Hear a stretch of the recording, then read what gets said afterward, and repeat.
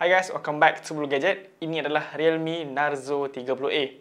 Buat masa sekarang, kalau korang ada bajet bawah RM600 dan nak cari phone yang memiliki performance yang padu untuk daily use dan juga bermain game, tapi tak kisah sangat pasal part yang lain, contoh macam dia punya kamera, inilah dia. Realme Narzo 30A. Baiklah, sebelum pergi lebih mendalam tentang phone ni, kita tengok dulu dia punya design. Jadi, design dekat Realme Narzo 30A ni, dia ada dua layer, atas dan bawah. Sekali pandang macam phone Google Pixel. Dekat belah bawah ni, dia punya design kita akan nampak macam ada texture, macam ada benda yang timbul. Tapi tak, dia rata je sebenarnya. Cuma ada rasa kesat sikit-sikit je lah. Lepas tu dekat belakang ni, dia ada fingerprint scanner yang pantas dan accurate. Design kamera dia sama macam Realme Narzo 20, tapi kali ni cuma ada dua kamera sahaja. Sebelum ni dia ada tiga kamera belakang. Beralih ke bahagian depan, kita akan nampak skrin yang majoriti phone entry level guna, which is water drop screen macam ni. So untuk tahun 2021 ni, aku mengharapkan semua phone menggunakan skrin yang berjenis punch hole display. Yelah, kita semua tahu yang skrin berjenis punch hole display ni, dia punya skrin tu nampak lebih kemas dan luas. So, lebih seronok lah untuk tengok movie, tengok konten dan sebagainya. Sepanjang menggunakan phone ni, aku hampir terlupa yang resolusi skrin ni hanya 720p. Sebab aku rasa dia punya ketajaman display tu macam skrin 1080p. Dia punya kepadatan pixel tu sama macam skrin Full HD Plus 1080p. So, nak tengok movie, nak streaming, layan sosmed, main game, semuanya rasa okey je. Dan kalau phone tu menggunakan skrin yang resolusi 720p macam ni, untuk prestasi bermain game tu, dia punya FPS tu akan lebih stabil lah. Dan juga, dia akan menjimatkan daya penggunaan bateri sesebuah smartphone tu. So, kita boleh lenjan main game sepuasnya lah. Bercakap pasal bateri ni, phone ni mempunyai bateri yang sangat besar, which is 6000 mAh. Jadi, dengan bateri macam ni, untuk penggunaan yang biasa tanpa bermain game, dia punya bateri ni boleh bertahan sehingga 2 hari. Memang padu gila lah dia punya bateri ni. Tapi ada kelemahan sikit dekat dia punya pengecasan ni, yang mana dia punya charger ni dia hadir 18 watt sahaja. So kalau bateri sebesar 6000 mAh dan nak charge penuh daripada 1% sehingga 100%, ambil masa dalam 3 jam 40 minit macam itulah. Agak lama lah untuk charge penuh sebuah smartphone dengan masa 3 jam 40 minit. So, aku harap in future nanti at least diorang bagi kita 25 watt ataupun 30 watt lah untuk pengecasan ni.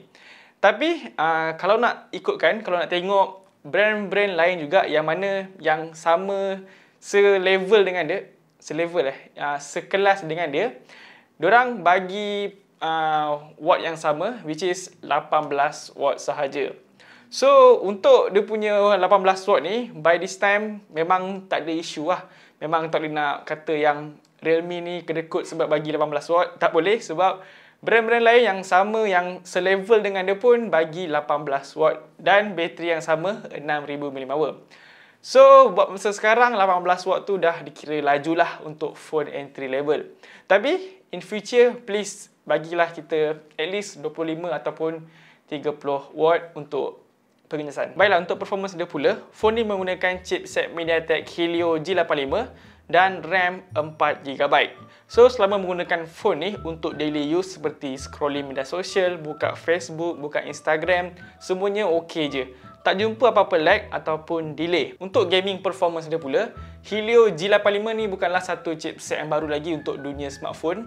Banyak jugalah aku gunakan phone yang menggunakan Helio G85 ni. So, game yang aku try dekat Realme Narzo 30A ni ialah game Mobile Legends, PUBG dan juga Genshin Impact. Game ni dia macam ada dia punya level dia tersendiri lah. Yang paling low Mobile Legends, medium game PUBG dan yang paling high ialah Genshin Impact. Untuk Mobile Legends confirm tak ada masalah, dia punya performance stabil je. Dan untuk PUBG kita akan dapat tetapan grafik sehingga Smooth Ultra. Phone yang berharga bawah RM600 macam ni, lepas tu dapat layan Smooth Ultra dekat PUBG. Bagi aku satu kelebihan jugalah untuk phone ni. Dia punya sensor gyro ni dia hardware bukan software. So untuk PUBG dia support gyro. Cuma dia punya gyro tu delay sikit. Tapi dia punya delay tu bukanlah teruk sangat pun. Bagi aku kira okey jugalah. Boleh je guna gyro tu. Kita tak boleh nak compare phone RM600 dengan phone RM1,500 punya gyro. Memang tak boleh lah. Apa yang ada dekat Narzo 30A ni, bagi aku dah cukup okey lah dia punya gyro tu. Untuk game Genshin Impact ni, dia support grafik sehingga high. Tapi aku lebih recommend untuk main pada grafik low je untuk dapatkan performance gaming tu lebih stabil lah pada grafik yang rendah.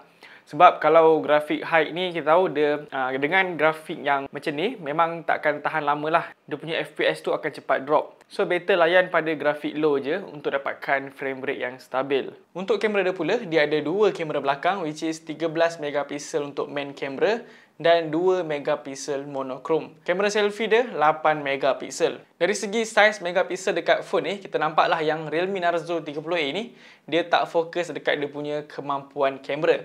Walaupun saiz megapiksel tu bukanlah satu ukuran untuk jadikan gambar tu lebih lawa, tapi ya, phone Android sekarang masing-masing berlumba-lumba untuk jadikan kamera megapiksel terbesar. Contohnya macam 48 megapiksel, 64 megapiksel dan juga 108 megapiksel. Tapi Narzo 30A ni hanya 13 megapiksel sahaja.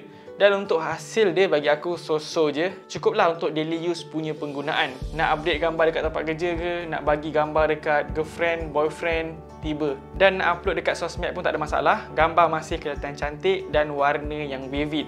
Kalau cukup cahaya memang tak ada masalah, semuanya akan nampak okey je. Tapi kalau low light tu, of course akan kurang sharp dia punya gambar.